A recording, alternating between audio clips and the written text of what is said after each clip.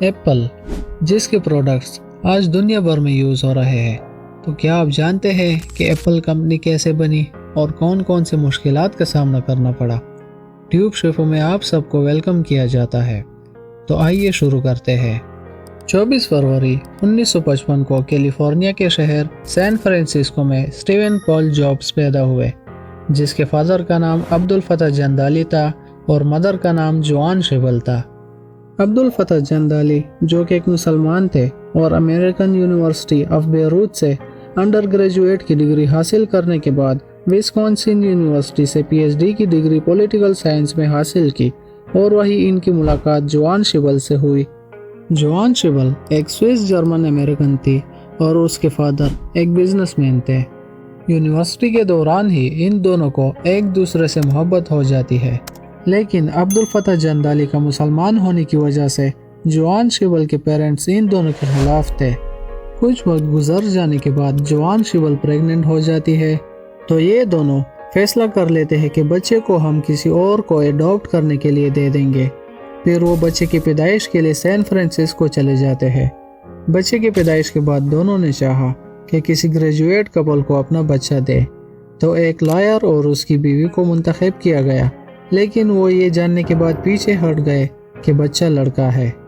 تو اس کے بعد پال رینہولڈ اور کلارا ہیگوپین جابز نے بچے کو ایڈاپٹ کیا، لیکن یہ دونوں ایجوکیٹڈ نہیں تھے، تو جوان شیبل اپنا بچہ دینے سے انکار کر لیتی ہے اور کورٹ میں درخواست دے دیتی ہے کہ پال رینہولڈ کے گھر سے ہمارے بچے کو نکال کر کسی دوسرے کپل کو دیا جائے۔ لیکن پال اور کلارا نے وعدہ کیا کہ ہم اس کا پورا خیال رکھیں گے اور اس کے کالج کی فیس پے کریں گے، جس کے بعد جوان شیبل اپنا فیصلہ بدل لیتی ہے اور اپنا بچہ ان کو دے دیتی ہے۔ پال رینہولڈ یہ ایک جرمن امریکن تھے اور یہ ایک ڈیری فارمر کے بیٹے تھے۔ ہائی اسکول چھوڑنے کے بعد اس نے ایز اے میکینک کام کیا، اور کلارا ہیگوپین جابز جو کہ ایک آرمینین امریکن تھی اور یہ ایک بک کیپر کا کام کرتی تھی، اور ان دونوں کی شادی مارچ 1946 میں ہوئی تھی۔ پال جابز نے اسٹیو جابز کے لیے اپنے گیریج میں ایک ورک بینچ بنایا تھا تاکہ وہ اس پر کام کر سکے، لیکن اسٹیو جابز کو اس میں کوئی شوق نہیں تھا۔ 10 سال سے ہی اس کو الیکٹرانک سے شوق ہو گیا تھا۔ اس نے پڑوس میں رہنے والے بہت سے انجینئر سے بھی دوستی کر لی تھی۔ اس کو اپنے ایج کے لڑکوں کے ساتھ دوستی کرنا اچھا نہیں لگتا تھا، اس لیے وہ کلاس میں بھی سب سے اکیلا رہتا تھا، اور اس کو بہت بار اسکول سے سسپینڈ بھی کیا گیا تھا۔ جابز نے ماں کو بتایا کہ وہ کلاس روم میں بہت بور ہوتا ہے۔ مونٹالوما ایلیمنٹری اسکول میں وہ اکثر دوسروں پر پرینکس بھی کیا کرتا تھا۔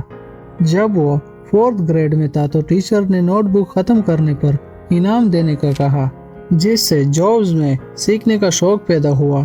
اس سال اس نے اتنا سیکھا کہ جتنا اس نے اور سکولز میں نہیں سیکھا تھا۔ جابز کی فیملی اتنی امیر تو نہیں تھی، لیکن ان لوگوں نے کچھ پیسے جمع کیے تھے، جس سے ان لوگوں نے کیلیفورنیا کے شہر لاس آلٹوز میں ایک نیا گھر لیا، جس کے بعد جابز کو بھی اسکول چینج کرنا پڑا، اور وہ کوپرٹینو کے ہوم اسٹیڈ ہائی اسکول میں شفٹ ہو جاتا ہے۔ جابز کو اب پہلے سے بھی زیادہ انجینئرز پڑوس میں مل جاتے ہیں۔ بتاتا چلوں کہ یہی گھر 2013 میں ایپل کی پہلے سائٹ کے طور پر ہسٹورک سائٹ بھی قرار دیا گیا ہے، اور یہ ایریا اب سلیکون ویلی کے نام سے جانا جاتا ہے۔ جابز نے 13 سال کی عمر میں ہی اپنی پہلی جاب ایچ پی کمپنی میں حاصل کی۔ جابز جہاں ایجوکیشن حاصل کر رہے تھے، وہاں اس کے ایک دوست بل فرنینڈیز نے اس کو اسٹیو ووزنیاک کے ساتھ ملایا۔ اس وقت اس کا اچھا دوست اسٹیو ووزنیاک تھا اور گرل فرینڈ کرسن برینن تھی۔ اسٹیو ووزنیاک نے ٹیلی فون نیٹ ورک میں ہیرا پھیری کرنے کے لیے بلو باکس ریڈی کیے، جس سے طویل فاصلے تک مفت کالز ہو سکتے تھے۔ پھر جابز اور ووزنیاک نے فیصلہ کیا کہ اس کو ہم سیل کریں گے اور پروفٹ شیئر کر لیں گے، اور یہی وہ وقت تھا جب جابز کے مائنڈ میں آیا کہ الیکٹرانکس فن اور پروفیٹیبل دونوں ثابت ہو سکتے ہیں۔ 1994 کے ایک انٹرویو میں جابز نے بتایا کہ انہیں یہ بلو باکس ڈیزائن کرنے میں 6 مہینے لگے تھے، اور یہ بھی کہا کہ اگر ووزنیاک کے بلو باکس کا آئیڈیا نہ ہوتا تو آج ایپل کمپنی بھی نہیں ہوتی، پر آج ہم بڑی کمپنی سے مقابلہ کر سکتے ہیں اور انہیں شکست دے سکتے ہیں۔ گریجویشن کے کمپلیٹ ہونے کے بعد सितंबर 1972 में जॉब्स ने रीड कॉलेज ओरेगोन में एडमिशन लिया, पर ये एक एक्सपेंसिव कॉलेज था जो पॉल और क्लारा के लिए बर्दाश्त करना मुश्किल था। एक सेमेस्टर के बाद ही जॉब्स अपने घर वालों को बताए बगैर कॉलेज जाना छोड़ देता है। उसने बताया कि वो अपने घर वालों के पैसे खर्च नहीं करना चाहता था, जिसके बाद जॉब्स कैलीग्राफी के क्लासेस लेना शुरू करता है जो वो रोबोट पेलाडिनो से सीखता है। 2005 स्टैनफोर्ड यूनिवर्सिटी के स्पीच में जॉब्स ने बताया कि उस अरसे के दौरान वो दोस्तों के रूम के फर्श पर सोते थे और खाने के पैसों के लिए कोक की बोतल्स को बेचा करते थे। फरवरी 1974 को जॉब्स अपने घर वापस आ जाता है और नौकरी तलाश करना शुरू कर लेता है और जल्द ही उसको अटारी इनकॉर्पोरेशन में कंप्यूटर टेक्नीशियन की जॉब मिल जाती है। 1973 में वोज़नियाक ने वीडियो गेम पोंग का डिज़ाइन तैयार किया और इसका इलेक्ट्रॉनिक बोर्ड जॉब्स को दिया कि वो अपने ऑफिस वालों को दिखाए, तो ऑफिस वालों ने समझा कि ये जॉब्स ने खुद तैयार किया है। अटारी इनकॉर्पोरेशन के को-फाउंडर नोलेन बुशनेल ने गेम के बारे में कहा कि ये मुश्किल लग रहा है पर कीमती है। अटारी में नौकरी करने से जॉब्स ने कुछ पैसे जमा किए थे जिससे वो इंडिया चला जाता है, क्योंकि वो एक बुक से इंस्पायर थे। जब वो उसके ऑथर नीम खरोली से मिलने पहुंचे तो वहाँ पता चलता है कि उसकी डेथ सितंबर 1973 में हो चुकी है। फिर वो इंडिया में कुछ अरसा गुजारने के बाद अमेरिका वापस चला जाता है। फिर कुछ अरसा जॉब्स और ब्रेनन ज़ेन बुद्धिज़्म के लंबे मेडिटेशन लेते रहे और 1975 के शुरू में जॉब्स अटारी फिर से ज्वाइन कर लेता है। नोलेन बुशनेल ने उसे आर्केड वीडियो के बोर्ड को कम से कम चिप्स में तैयार करने का प्रोजेक्ट दिया, जबकि नोलेन बुशनेल ये जानता था कि जॉब्स ये काम पूरा करने के लिए वोज़नियाक की हेल्प लेगा। तो फिर जॉब्स ने वोज़नियाक की नौकरी के लिए कंपनी में एप्लीकेशन दी, जिससे वोज़नियाक को भी जॉब मिल जाती है। लेकिन वोज़नियाक दिन के टाइम HP में काम करता और रात के वक्त अटारी में। वोज़नियाक दिन के टाइम सर्किट के डिज़ाइन बनाता और रात को जॉब्स के साथ मिलके उसको बेहतर करता। मशीन में कम से कम चिप्स यूज़ करने के लिए इनको हर एक के बदले $100 दिए जाते, जो कि आज $600 के बराबर है। मंथ के लास्ट में कंपनी ने जॉब्स को $5000 पे किए और जॉब्स ने वोज़नियाक से कहा कि अटारी ने सिर्फ $750 पे किए हैं, जिसमें दोनों का हिस्सा $375 बनता है। वोज़नियाक ने बताया कि 10 साल तक इसको बोनस का नहीं बताया गया। अगर जॉब्स मुझे बता देता कि उसे पैसों की ज़रूरत है तो मैं उसको दे देता। 1975 में दोनों ने होमब्रियो कंप्यूटर क्लब में एक मीटिंग अटेंड की, जो कि एप्पल के फर्स्ट कंप्यूटर और सक्सेस के लिए एक कदम था। और इस मीटिंग के बाद दोनों ने फैसला किया कि हम अपना एक कंप्यूटर बनाएं। और मार्च 1976 में वोज़नियाक ने एप्पल 1 का डिज़ाइन तैयार किया। जब जॉब्स ने डिज़ाइन देखा तो उसने वोज़नियाक को इसे सेल करने का मशवरा दिया। वोज़नियाक को पहले तो इसके ख्याल पर शक आया, लेकिन फिर बाद में राज़ी हो गए। जॉब्स सेबों के बाग में अपना कुछ वक्त गुजारा करते थे और इसी वजह से जॉब्स ने वोज़नियाक से एप्पल का नाम रखने का कहा, जिस पर ये दोनों राज़ी हो जाते हैं और फिर लोगो भी एप्पल रख लेते हैं। और इस तरह अप्रैल 1976 में एप्पल की शुरुआत जॉब्स के बेडरूम से हुई, जो बाद में गैराज मूव हुई, जिसको आज एप्पल इनकॉर्पोरेशन कहा जाता है। इसके एक्टिव फाउंडर्स जॉब्स और वोज़नियाक थे। अब जॉब्स और वोज़नियाक के साथ यूनिट्स तैयार करने के लिए पैसे कम पड़ रहे थे, तो जॉब्स ने अपनी वॉक्सवैगन सेल कर दी और वोज़नियाक ने अपना HP कैलकुलेटर सेल कर दिया। और जो पैसे इकट्ठे हुए उससे उन्होंने यूनिट्स रेडी करना शुरू किए। साल के आखिर में रिटेलर पॉल टेरेल ने 50 फुली असेंबल एप्पल 1 यूनिट्स खरीदने का ऑर्डर दिया और हर एक यूनिट $500 का खरीदा। उसके बाद उन्होंने 200 मजीद यूनिट्स तैयार किए। और दूसरी तरफ पड़ोसी जॉब्स का मजाक उड़ाते थे, क्योंकि इसके अंडरवेयर बाहर लटके होते और कस्टमर को बगैर शूज़ के वेलकम करता, जिससे सब इसका आइडिया फ्लॉप समझते थे। लेकिन इन दोनों ने लोगों की बातों को इग्नोर किया और अपने काम पर फोकस रखा। अब स्टीव वोज़नियाक का काम डिज़ाइन तैयार करना होता था और स्टीव जॉब्स का काम इसको सेल करना होता था। वोज़नियाक ہر ویک نیو کوڈ کے ساتھ آتا اور جابز کچن میں بیٹھ کر سارا دن فون پر لگا رہتا کمپنی کے لیے انویسٹر ڈھونڈنے میں۔ تو ان لوگوں نے کچھ فنڈنگ انٹیل کے سیمی ریٹائرڈ پروڈکٹ مینیجر اور مائک مارکولا سے حاصل کی۔ اسکاٹ میکنیلی جو کہ سن مائکرو سسٹمز کے کو فاؤنڈر تھے، انہوں نے کہا کہ اتنے کم عمر میں ایک سکسیسفل کمپنی بنا کر جابز نے سلیکون ویلی میں ریکارڈ توڑ دیا۔ مائک مارکولا جو کہ ایپل کا انویسٹر تھا، اس نے ایپل کو آرتھر روک کی توجہ دلوائی۔ آرتھر روک ہومبریو کمپیوٹر شو میں کراؤڈ کا انٹرسٹ دیکھ کر $60,000 انویسٹ کر لیتے ہیں، جس سے وہ ایپل بورڈ میں شامل ہو جاتے ہیں۔ اب جب کہ مارکولا کی انویسٹمنٹ سب سے زیادہ تھی تو اس نے نیشنل سیمی کنڈکٹر سے مائک اسکاٹ کو فروری 1977 میں ایپل کا فرسٹ پریزیڈنٹ اور CEO بنایا، پر جابز اس فیصلے سے خوش نہیں تھا۔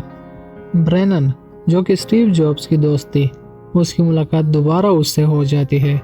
جبکہ جابز برینن سے محبت کرتا تھا تو یہ دونوں ایک ساتھ وقت بتانے لگتے ہیں۔ یہ وہ وقت تھا جب جابز اپنے کمرے میں برینن اور اس کے والدین کو پروٹوٹائپ ایپل II دکھا رہے تھے۔ اپریل 1977 میں جابز اور وزنیاک نے ویسٹ کوسٹ فیئر میں اپنا ایپل II متعارف کروایا۔ یہ کمپیوٹر ایپل والوں کی طرف سے پہلی کنزیومر پروڈکٹ تھی، پر اسی کمپیوٹر کو لے کے جابز اور وزنیاک میں کسی بات پر بحث ہو جاتی ہے، جس پر وزنیاک جابز سے کہتا ہے کہ جاؤ اپنے خود کا کمپیوٹر بنا لو۔ کچھ وقت گزرنے کے بعد ایپل II پوری دنیا میں سکسیسفل مائکرو کمپیوٹر بن جاتا ہے۔ جیسے جیسے ایپل کمپنی سکسیسفل ہوتی جا رہی تھی، ویسے ہی ان دونوں کے تعلقات بگڑتے جا رہے تھے۔ ایپل کمپنی ان دونوں کی کامیابی کا حصہ تھی۔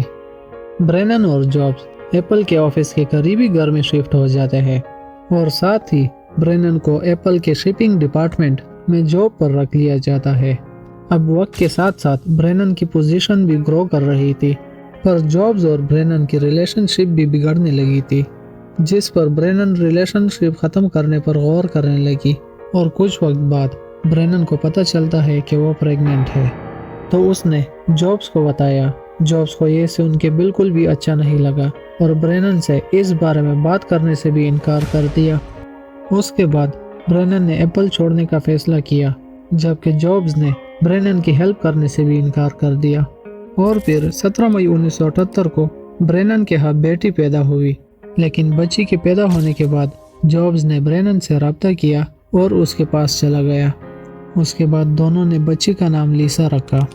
پر دوسری طرف جابز لیسا کا فادر ہونے سے اب بھی انکار کر رہا تھا، جبکہ جابز نے لورین پویل سے 1991 میں شادی کی تھی۔ لورین پویل سے جابز کی 2 بیٹیاں اور 1 بیٹا پیدا ہوئے تھے۔ جابز ایک نیو کمپیوٹر تیار کر رہا تھا اور وہ اس کا نام لیسا رکھنا چاہ رہا تھا، پر جابز نے یہ پلان برینن سے چھپا کے رکھا۔ جابز اپنی ٹیم کے ساتھ مل کے اس پر کام کرنے لگے اور کچھ وقت بعد ٹیم سے کہا کہ اس کا نام ایپل لیسا ہوگا، لیکن جابز اب بھی بچی کا فادر ہونے سے انکار کر رہا ہوتا ہے۔ پر اب جابز کا DNA ٹیسٹ کر لیا جاتا ہے، جس سے ثابت ہو جاتا ہے کہ جابز ہی اس بچی کا فادر ہے۔ 1978 میں جابز جب 23 سال کا تھا تو اس کی مالیت $1 ملین سے زیادہ تھی، جو کہ آج کل کے وقت میں $5 ملین بنتی ہے، جو کہ 25 سال کی عمر تک $250 ملین تک بڑھ جاتی ہے، جو کہ آج کل کے وقت میں $838 ملین بنتی ہے۔ ٹاپ ریچسٹ پرسنز میں جاب سب سے کم عمر پرسنز کے لسٹ میں سے ایک تھے، جس نے یہ سب زیرو سے کر دکھایا تھا۔ 1983 میں جابز نے جان سکلی سے ملاقات کی، جو کہ پیپسی کے CEO تھے۔ جابز نے جان سکلی سے کہا کہ ساری زندگی شوگر کا پانی ہی بیچتے رہو گے یا دنیا بدلنا چاہتے ہو، جس کے بعد جان سکلی ایپل جوائن کر لیتے ہیں۔ 1984 میں جابز نے میکنٹوش کمپیوٹر کو انٹروڈیوس کروایا۔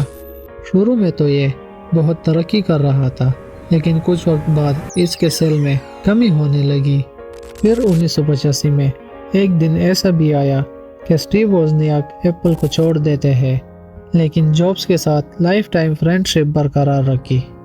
ایپل میں جان سکلی کے آنے کے بعد ان دونوں میں بہت بار کلیشز ہوئے کچھ وقت بعد جابز ایپل کو چھوڑنے کا فیصلہ کر لیتے ہیں اور بورڈ کو اپنا ریزائن لیٹر پیش کر لیتے ہیں اور بورڈ اس کا ریزائن لیٹر ایکسیپٹ کر لیتا ہے۔ ایپل کے 5 اور سینئر امپلائی بھی ایپل کو چھوڑ دیتے ہیں۔ ایپل چھوڑنے کے بعد جابز نیکسٹ انکارپوریشن سے شروعات کر لیتا ہے، جس میں ایپل کے باقی سینئر امپلائی بھی جابز کے ساتھ شامل ہو جاتے ہیں۔ لیکن جابز کے ساتھ نیو سیٹ اپ کے بعد پیسہ کم ہونے لگا تھا تو وہ وینچر کیپٹل ڈھونڈنے لگتا ہے۔ بہت محنت کے بعد جابز راس پیروٹ کی توجہ حاصل کر لیتا ہے اور وہ کمپنی میں انویسٹمنٹ کر لیتا ہے۔ نیکسٹ کمپیوٹر 1988 کے ایک ایونٹ میں لانچ کروایا۔ نیکسٹ کمپیوٹر کو یوز کرتے ہوئے ٹیم برنر نے دنیا کا پہلا ویب براؤزر بھی بنوایا اور اس کمپیوٹر کی پرائس $9,999 رکھی گئی تھی، جو کہ آج کل کے وقت میں $23,000 بنتے ہیں۔ 1990 میں انہوں نے اپنا دوسرا کمپیوٹر بھی لانچ کروایا۔ 1986 میں جابز نے دی گرافکس گروپ، جس کو بعد میں پکسر کا نام دیا گیا، جابز نے اس کمپنی کو $10 ملین میں لوکاس فلم سے خرید لیا، جو کہ ڈزنی کے ساتھ پارٹنرشپ میں کام کر رہا تھا۔ وقت گزرنے کے ساتھ ساتھ پکسر اور ڈزنی اپنے کئی فلمیں ریلیز کر لیتے ہیں، جس میں ٹوئی سٹوری 1995 میں، اے بگز لائف 1998 میں، ٹوئی سٹوری 2 1999 میں، مونسٹر 2001 میں، فائنڈنگ نیمو 2003 میں، دی انکریڈیبلز 2004 میں، کارز 2006 میں، راٹاٹوئی 2007 میں، وال ای 2008 میں، اپ 2009 میں، ٹوئی سٹوری 3 2010 میں، کارز 2011 میں بنائی گئی تھی۔ اور دوسری طرف ایپل، جس کو اپنے نیو پروڈکٹس لانچ کرنے میں مشکلات کا سامنا کرنا پڑ رہا تھا، تو وہ جابز سے دوبارہ رابطہ کرنے کی کوشش کرتے ہیں اور کمپنی میں واپس آنے کو کہتے ہیں۔ فروری 1997 کو نیکسٹ اور ایپل میں $400 ملین کا کانٹریکٹ ہو جاتا ہے، جس کے بعد جابز ایپل میں واپس آ جاتے ہیں۔ کمپنی میں آنے کے بعد جابز بہت سے پروجیکٹس کو ختم کر دیتا ہے اور باقی پروجیکٹس کو بہتر بنا کر سیل کرنے میں اضافہ کر لیتا ہے، اور جابز کو ستمبر میں پھر سے ایپل کا چیف ایگزیکٹو بنا دیا جاتا ہے۔ ایپل میں واپس آنے کے بعد 1998 میں آئی میک کا کامیاب ڈیزائن بنا کر لانچ کروایا۔ یہ ایک آل ان ون کمپیوٹر تھا۔ وقت کے ساتھ ساتھ اس کے ڈیزائن کو برقرار رکھنے کے ساتھ کلر اور ڈیزائن کو اور ماڈرن کیا گیا۔ اس کی پرائس $1299 رکھی گئی تھی۔ اس کے بعد آئی ٹیونز لانچ کیا گیا، جو کہ ایپل پروڈکٹس میں ڈیٹا ٹرانسفر اور ڈاؤن لوڈ کے لیے یوز ہوتا ہے۔ 23 اکتوبر 2001 کو آئی پوڈ کا پہلا جنریشن لانچ کروایا گیا۔ اس کی پرائس $399 رکھی گئی اور 2001 کے ختم ہونے سے پہلے اس کے 1 لاکھ سے زیادہ یونٹ سیل ہو گئے تھے۔ آئی پوڈ نے میوزک انڈسٹری میں میجر رول ادا کیا۔ آئی پوڈ کی کامیابی آئی ٹیونز میوزک سٹور اور آئی فون کے لیے ایک راستہ بنا۔ وقت کے ساتھ ساتھ جابز کی طبیعت بھی بگڑنے لگی۔ 2003 میں چیک اپ کے بعد پتہ چلا کہ جابز کو پینکریاس کینسر ہے، جس کے لیے جابز کو 9 مہینے میڈیسنز یوز کرنے پڑے۔ اس کے بعد جابز کو لگا کہ وہ اب ٹھیک ہو گئے ہیں، اور 2005 میں ایپل نے آئی فون پر کام شروع کیا اور 29 جون 2005 کو پہلا آئی فون ریلیز کیا۔ ٹائمز نے اسے 2007 میں انوینشن آف دی ایئر بھی قرار دیا۔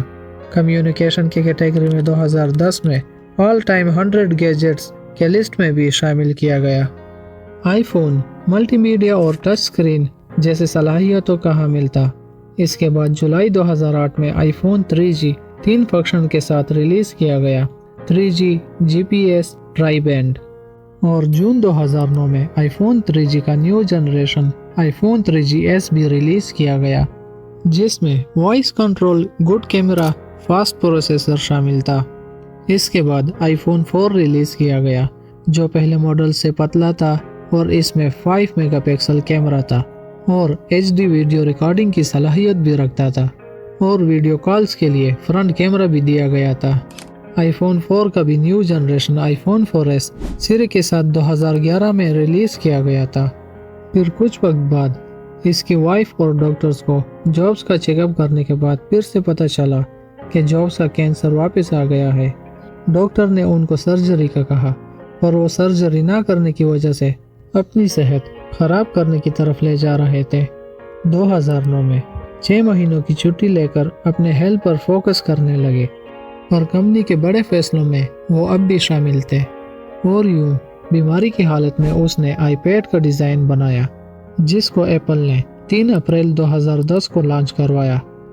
جابز 2 مارچ 2011 کے کچھ پروجیکٹس کے لانچ ایونٹ میں شامل ہوئے اور 24 اگست 2011 کو وہ اپنی بگڑتی صحت کی وجہ سے کمپنی کو ریزائن لیٹر دے دیتے ہیں۔ آخر کار سٹیو جابز بیماری کا مقابلہ نہ کر سکے اور 5 اکتوبر 2011 کو فیملی کے ساتھ تھے اور اپنی بیوی بچوں کو کافی دیر تک دیکھتے رہے اور پھر یہ کہتے ہوئے ہوش کھو بیٹھتے ہیں اوہ واو، جس کے کچھ گھنٹوں بعد ہی وہ اس دنیا سے چلے جاتے ہیں۔ پھر 7 اکتوبر 2011 کو پالو آلٹو کے آلٹا میسا میموریل پارک میں ایک بے نشان قبر میں دفنا دیے جاتے ہیں۔ سٹیو جابز کہا کرتے تھے کہ کوشش کرو کہ اپنی زندگی کا ہر ایک لمحہ اپنی طرف سے ہر کسی کے ساتھ اچھے سے اچھا گزارو، کیونکہ زندگی نہیں رہتی پر اچھی یادیں ہمیشہ زندہ رہتی ہے۔ امید کرتا ہوں دوستو کہ ویڈیو آپ سب کو اچھی لگی ہوگی، تو ویڈیو کو لائک، شیئر اور چینل کو سبسکرائب کرنا نہ بھولیے گا۔